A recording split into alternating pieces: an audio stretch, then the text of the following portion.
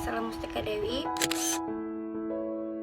akan memaparkan hasil resum poin pertama sampai poin ketiga. Poin pertama yaitu pengertian kinerja keuangan. Kinerja keuangan adalah untuk menilai kondisi keuangan dan prestasi perusahaan. Analisis memerlukan beberapa tolak ukur. Yang digunakan adalah rasio dan indeks yang menghubungkan dua data yang saling berhubungan satu sama lain. Kinerja bank dapat diukur dengan menganalisis laporan keuangan. Materi yang kedua yaitu tingkat kesehatan suatu bank. Tingkat kesehatan suatu bank dapat diartikan sebagai kemampuan bank untuk melakukan kegiatan operasional perbankan secara normal dan maupun memenuhi semua kewajibannya dengan baik dengan peraturan bank yang berlaku. Adapun pentingnya penilaian kesehatan suatu bank. Yang pertama sebagai tolak ukur manajemen bank untuk menilai apakah kinerja bank tersebut telah dilakukan berdasarkan asas-asas perbankan yang sehat sesuai dengan ketentuan-ketentuan yang berlaku. Yang kedua, tolak ukur tersebut menentukan arah pembinaan dan pengembangan bank-bank baik secara individual maupun perbankan secara keseluruhan. Berikutnya yaitu yang ketiga, metode Camel. Camel atau Capital Asset Management Earning Liquidity merupakan suatu metode penilaian kesehatan suatu perbankan.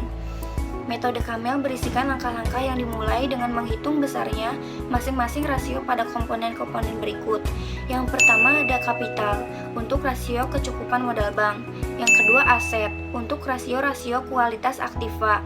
Yang ketiga ada manajemen, untuk menilai kualitas manajemen. Yang keempat ada earning, untuk rasio-rasio rentabilitas bank. Yang kelima ada liquidity, untuk rasio likuiditas bank. Berikutnya ada analisis Camel. Analisis Camel yang pertama yaitu permodalan atau kapital.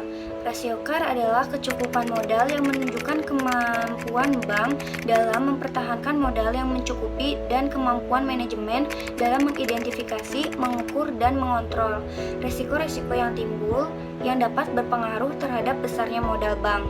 Adapun rumusnya yaitu CAR sama dengan modal per ATMR dikali 100%.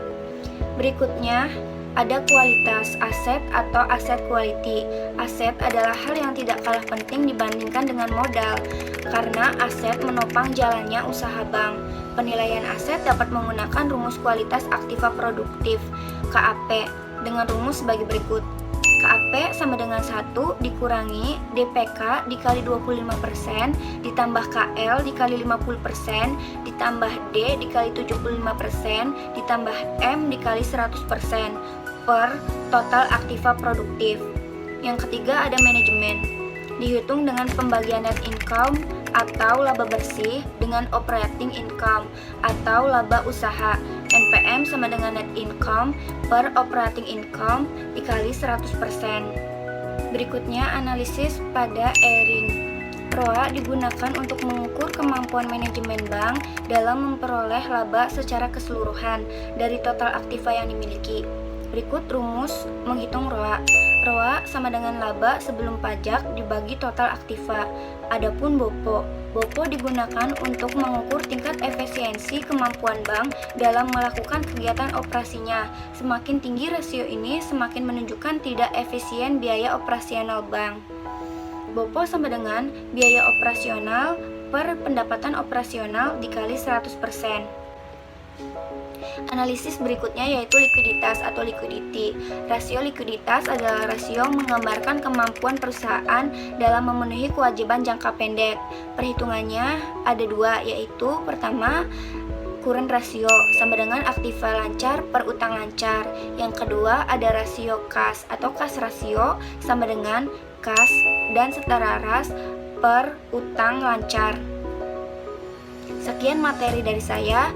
Materi selanjutnya akan disampaikan oleh rekan saya. Fatul Afini paparkan materi selanjutnya mengenai cakupan penilaian kesehatan bank berdasarkan Surat Edaran Bank Indonesia Nomor 9/24/DPBS tentang Sistem Penilaian Tingkat Kesehatan Bank Umum berdasarkan Prinsip Syariah, mencakup penilaian terhadap faktor-faktor Camel yang terdiri dari satu permodalan atau disebut dengan capital. Penilaian kuantitatif faktor permodalan dilakukan dengan melakukan penilaian terhadap komponen-komponen sebagai berikut.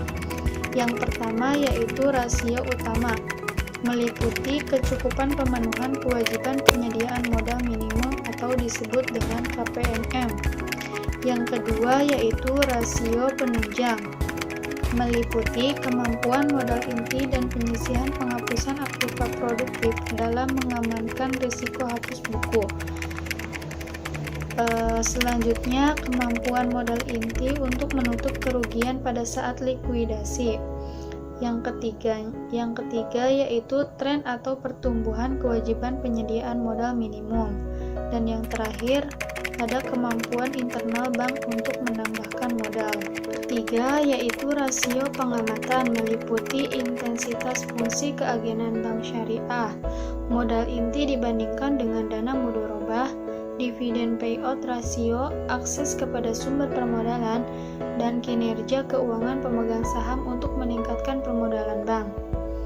Yang kedua yaitu kualitas aset atau disebut dengan asset quality. Penilaian kuantitatif faktor kualitas aset dilakukan dengan melakukan penilaian terhadap komponen sebagai berikut.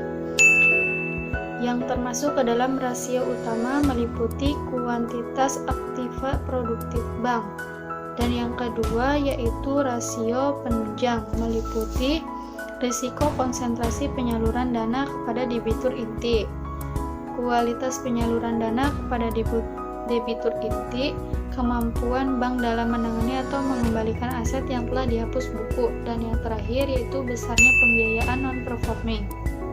Yang ketiga, rasio pengamatan meliputi 1. Tingkat kecukupan agunan, 2. Proyeksi atau perkembangan kualitas aset produktif, dan yang terakhir perkembangan atau tren aktiva produktif bermasalah yang direstrukturisasi. Yang ketiga yaitu ada manajemen. Penilaian kualitatif faktor manajemen dilakukan dengan penilaian terhadap komponen sebagai berikut. Yang pertama, kualitas manajemen umum terkait penerapan good corporate governance, dan yang kedua yaitu kualitas penerapan manajemen risiko, dan yang terakhir ada kepatuhan terhadap prinsip syariah serta komitmen kepada Bank Indonesia. Yang keempat yaitu rentabilitas atau disebut dengan earning. Penilaian kuantitatif faktor rentabilitas dilakukan dengan melakukan penilaian terhadap komponen sebagai berikut. Yang pertama yaitu rasio utama meliputi net operating margin. Yang kedua yaitu rasio penunjang meliputi return on asset, rasio efisiensi kegiatan operasional, rasio aktiva yang dapat menghasilkan pendapatan, diversifikasi pendapatan, dan yang terakhir yaitu proyeksi pendapatan bersih operasional utama. Yang ketiga, rasio pengamatan meliputi net structural operating margin, return on equity, komposisi penempatan dana pada surat berharga atau pasar keuangan, disparitas imbal jasa tertinggi dan terendah, kemudian terakhir pelaksanaan fungsi edukasi. Yang kelima yaitu ada likuiditas. Penilaian kuantitatif faktor likuiditas dilakukan dengan melakukan penilaian terhadap komponen-komponen sebagai berikut. Yang pertama yaitu rasio utama, meliputi besarnya aset jangka pendek dibandingkan dengan kewajiban jangka pendek. Yang kedua yaitu rasio penunjang, meliputi kemampuan aset jangka pendek, kas dan secondary reserve dengan memenuhi kewajiban jangka pendek, ketergantungan kepada dana deposan inti, dan yang terakhir pertumbuhan dana deposan inti terhadap total dana pihak ketiga. Yang ketiga yaitu rasio pengamatan, meliputi kemampuan bank dalam memperoleh dana dari pihak lain apabila terjadi mismatch, dan yang terakhir yaitu ketergantungan pada dana antar bank. Materi selanjutnya yaitu penilaian kesehatan bank berdasarkan CAMEL. Kesehatan suatu bank merupakan kepentingan bagi semua pihak yang terkait, baik pemilik maupun pengelola bank, masyarakat pengguna jasa bank, dan bank yang sehat akan mempengaruhi sistem perekonomian negara secara menyeluruh. Penilaian terhadap CAMEL meliputi penilaian atas faktor sebagai berikut. Yang pertama, untuk mengukur kecukupan modal bank dalam menyerap kerugian dan pemenuhan ketentuan KPMM. Yang berlaku semakin tinggi rasio ini menunjukkan bahwa bank semakin solvable.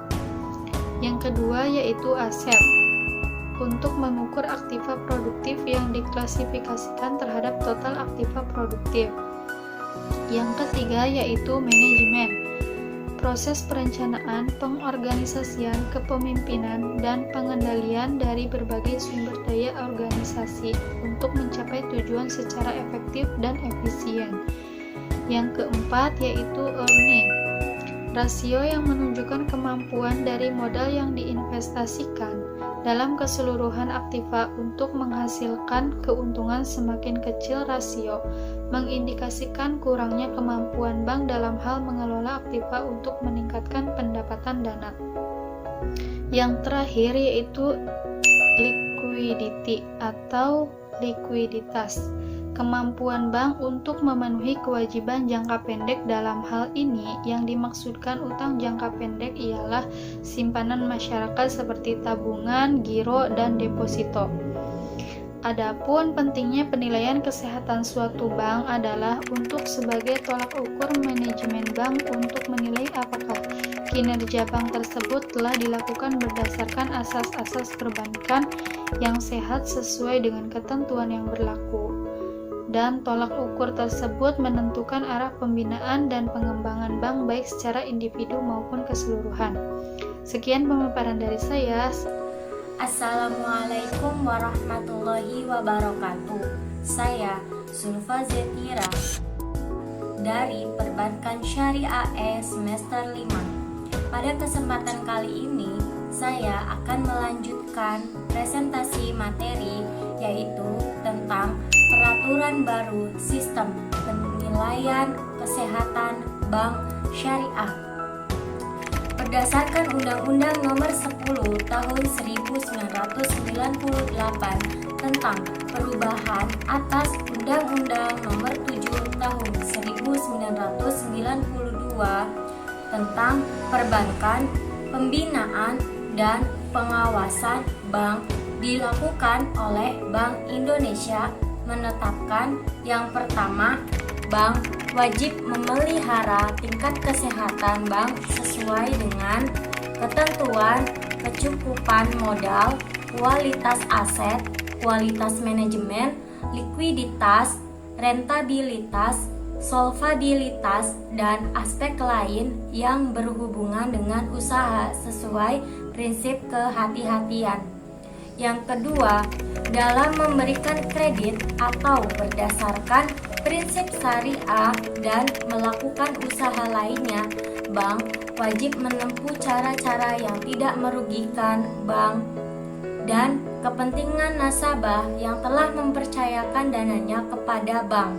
Yang ketiga, bank wajib menyampaikan kepada Bank Indonesia segala keterangan dan penjelasan mengenai kegiatan usahanya menurut tata cara yang ditetapkan oleh Bank Indonesia.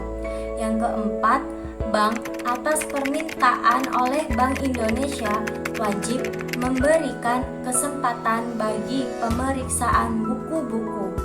Bank Indonesia menerbitkan Peraturan Bank Indonesia atau disingkat dengan PBI nomor 9-1-PBI-2007 tentang sistem penilaian tingkat kesehatan bank umum berdasarkan prinsip syariah yang berlaku mulai 24 Januari 2007 yang isinya perkembangan metodologi penilaian kondisi bank yang bersifat dinamis, mendorong pengaturan kembali sistem berdasarkan prinsip syariah agar dapat memberikan gambaran yang lebih tepat mengenai kondisi saat ini dan yang akan mendatang.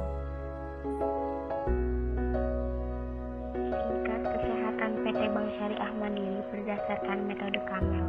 Yang pertama, perhitungan dan analisis kapital atau permodalan untuk menghitung penelitian menggunakan metode kapital adequacy ratio atau CAR, yaitu perbandingan antara jumlah modal dengan aktiva tertimbang menurut resiko atau ATMR. Rumus CAR sebagai berikut. CAR sama dengan modal per ATMR. Modal dapat dilihat dari laporan keuangan PT Bank Syariah Mandiri pada bagian laporan posisi keuangan neraca dalam box X-Tas, sedangkan ATMR dapat dilihat dari laporan keuangan pada bagian laporan perhitungan kewajiban modal minimum atau KPMM dalam portofolio ATMR. Berikut tabel penghitungan CAR pada PT Bank Syariah Mandiri tahun 2015 sampai 2018. Adapun kriteria menyatakan bahwa CAR suatu perusahaan berada dalam kategori sangat sehat, sehat, cukup sehat, kurang sehat, dan tidak sehat tersaji dalam matriks sebagai berikut. CAR PT Bank Syariah Mandiri tahun 2015 senilai 11,66%, tahun 2016 senilai 12,90%, tahun 2017 senilai 14,85%, dan pada tahun 2018 senilai 15,26%. Berdasarkan tabel di atas, maka CAR PT Bank Syariah Mandiri tahun 2015 sampai tahun 2018 berada pada kategori sangat sehat karena CAR PT Bank Syariah Mandiri pada tahun 2015 sampai tahun 2018 lebih dari 11% dan terus mengalami kenaikan setiap tahunnya. Kenaikan tersebut disebabkan oleh kenaikan ATMR diimbangi dengan kenaikan modal kapital yang signifikan. Adapun poin kedua yaitu penghitungan dan analisis aset. Aset adalah hal yang tidak kalah penting dibandingkan dengan modal karena aset menopang jalannya usaha bank. Rumus aset yang digunakan dalam perhitungan ini adalah rumus kualitas aktiva produktif KAP yang sebagai berikut. KAP sama dengan 1 dikurangi DPK dikali 25% ditambah KL dikali 50% ditambah D dikali 75% plus M dikali 100% total dibagi total aktiva produktif. Jumlah aktiva produktif diklarifikasikan dapat dilihat pada laporan keuangan bagian laporan kualitas aset produktif KAP, sedangkan total aktiva produktif dilihat pada laporan keuangan bagian laporan kualitas aset produktif KAP dengan menjumlahkan total dana dari masing-masing golongan DPK, KL, D, dan M. Adapun kriteria yang menyatakan bahwa KAP suatu perusahaan berada dalam kategori sangat sehat, sehat, cukup sehat, kurang sehat, dan tidak sehat tersaji dalam matriks sebagai berikut. Berdasarkan tabel di atas, maka diperoleh dalam KAP PT Bank Syariah Mandiri tahun 2015 senilai 0,94, artinya KAP PT Bank Syariah Mandiri tahun 2015 berada pada kategori cukup sehat. KAP PT Bank Syariah Mandiri tahun 2016 senilai 0,95, artinya KAP PT Bank Syariah Mandiri tahun 2016 berada pada kategori cukup sehat. KAP PT Bank Syariah Mandiri tahun 2017 senilai 0,96, artinya KAP PT Bank Syariah Mandiri tahun 2017 berada pada kategori cukup sehat, dan KAP PT Bank Syariah Mandiri tahun 2018 berada pada senilai 0,97, artinya KAP PT Bank Syariah Mandiri tahun 2018 berada pada kategori sehat. Dari tahun 2015 sampai 2018, KAP PT Bank Syariah Mandiri mengalami peningkatan dari kategori kurang sehat, cukup sehat, sehat. Hal ini dikarenakan adanya penurunan pada jumlah aktiva produktif yang diklarifikasikan dan peningkatan pada total aktiva produktif. Selanjutnya yaitu contoh perhitungan dan analisis manajemen. Untuk melakukan penilaian manajemen dapat menggunakan metode net profit margin, yaitu dengan cara membandingkan laba bersih terhadap laba operasional. Untuk rumus dalam menghitung net profit margin adalah sebagai berikut. NPM sama dengan net income dikali 100% dibagi operating income. Di sini terdapat data dalam tabel pada PT Bank Syariah Mandiri dari tahun 2015 sampai dengan tahun 2018. Di sini tertera keterangan laba bersih senilai 289.576, dan laba operasional yaitu 360.322. Nah, kita di sini masukkan ke dalam rumus, yakni net profit margin sama dengan net income senilai 289.576 dikali 100% dibagi laba operasional senilai 360.322, maka hasilnya itu 80,37%. Nah, dari situ kita lihat pada tabel matriks peringkat net profit margin. Pada tahun 2015 telah terhitung bahwa net profit margin senilai 80,37%. Dalam matriks, angka 80,37% terdapat pada peringkat ketiga dengan keterangan cukup sehat, yakni kriteria 66% kurang dari sama dengan net profit margin kurang dari 81%. Maka pada PT Bank Syariah Mandiri pada tahun 2015 keadaan kesehatan banknya itu termasuk kepada peringkat 3 dengan keterangan cukup sehat. Nah, selanjutnya ada perhitungan dan analisis earning atau disebut dengan rentabilitas, adalah suatu alat untuk mengukur kemampuan bank dalam menghasilkan laba dengan membandingkan laba dengan aktiva atau modal dalam periode tertentu. Nah, di sini untuk rumus earning yaitu menggunakan rumus return on asset atau ROA. Rumusnya itu ROA sama dengan laba sebelum pajak dibagi total aktiva. Nah, di sini sama tertera data pada tahun 2015 sampai dengan tahun 2018 pada PT Bank Syariah. Ini telah diketahui pada tahun 2015 laba sebelum pajaknya itu senilai 374.126 dan keterangan total aktivanya itu senilai 70.369.709. Kita masukkan ke dalam rumus. ROA sama dengan laba sebelum pajak yaitu senilai 374.126 dibagi total aktiva senilai 70.369.709, maka hasilnya itu 0,53%. Nah, selanjutnya kita lihat lagi pada matriks peringkat return on asset atau ROA. Telah diketahui pada tahun 2015 ROA-nya itu senilai 0,53%. Nah, maka terdapat pada peringkat ketiga dengan keterangan cukup sehat dengan kriteria 0,5% kurang dari ROA kurang dari sama dengan 1,25%. Nah, maka dapat disimpulkan bahwa pada tahun 2015 pada PT Bank Syariah Mandiri tingkat kesehatan banknya itu terdapat pada peringkat 3, yakni dengan keterangan cukup sehat dengan jumlah nilai 0,53%. Sini akan menjelaskan contoh yang kelima, yaitu tentang perhitungan dan analisis liquidity. Rasio liquidity adalah rasio yang menggambarkan kemampuan perusahaan dalam memenuhi kewajiban jangka pendek. Dalam penelitian ini menggunakan rumus rasio kas atau cash ration, merupakan alat yang digunakan untuk mengukur seberapa besar uang kas yang tersedia untuk membayar utang.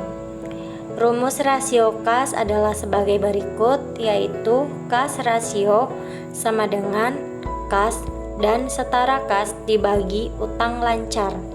Kita langsung saja ke tabel contohnya. Di sini disebutkan pada tahun 2015 total liabilitas yaitu sejumlah Rp9.883.107. Sedangkan rehabilitas lainnya yaitu berjumlah Rp422.755 dengan jumlah yaitu Rp9.460.352. Pada tahun 2016, total liabilitas sebesar Rp11.232.796, sedangkan liabilitas lainnya yaitu sebesar Rp431.347. Jumlahnya Rp10.801.449. Pada tahun 2017, total liabilitas sebesar Rp13.506.681, sedangkan liabilitas lainnya berjumlah Rp392.822. Jumlahnya Rp13.113.859. Pada tahun 2018, total liabilitas sebesar Rp14.477.262, sedangkan liabilitas lainnya berjumlah sebesar Rp439.517. Jumlahnya menjadi Rp14.037.745. Dari hasil perhitungan kas rasio PT Bank Syariah Mandiri tahun 2015 sampai 2018 adalah sebagai berikut. Pada tahun 2015, kas dan setara kas sebesar Rp1.611.125. Kewajiban lancarnya Rp9.460.352. CR-nya yaitu sebesar 17,03%. Pada tahun 2016, kas dan setara kasnya sebesar Rp1.086.569. Kewajiban lancarnya Rp10.801.449. CR-nya sebesar 10,06%. Pada tahun 2017, kas dan setara kasnya sebesar Rp1.135.610. Kewajiban lancarnya sebesar Rp13.113.859. CR-nya sebesar 8,66%. 2018, kas dan setara kasnya sebesar Rp1.324.081. Kewajiban lancarnya sebesar Rp14.037.745. CR-nya sebesar 9,43%. Adapun kriteria yang menyatakan bahwa CR suatu perusahaan berada dalam kategori sangat sehat, sehat, cukup sehat, kurang sehat, dan tidak sehat tersaji dalam matriks sebagai berikut. Yang pertama, CR dikatakan sangat sehat ketika lebih dari 4,80%. Yang kedua, CR dinyatakan sehat ketika 4,05% lebih kecil dari CR 4,80%. Yang ketiga, cukup sehat, yaitu 3,30% lebih kecil CR dari 4,05. kurang sehat yaitu 2,55 CR lebih kecil dari 3,30. Tidak sehat yaitu CR kurang dari 2,55. CR PT Bank Syariah Mandiri tahun 2015 senilai 17,03%. Artinya CR PT Bank Syariah Mandiri tahun 2015 berada pada kategori kurang sehat karena 10% kurang dari CR tahun 2015 yaitu kurang dari 25%. CR PT Bank Syariah Mandiri tahun 2017 berada pada kategori tidak sehat karena CR kurang dari 10% dan CR PT Bank Syariah Mandiri tahun 2018 senilai 9,43%. Artinya CR PT Bank Syariah Mandiri tahun 2018 berada pada kategori tidak sehat karena CR-nya kurang dari 10%. Kurang dan lebihnya mohon maaf. Wassalamualaikum warahmatullahi wabarakatuh.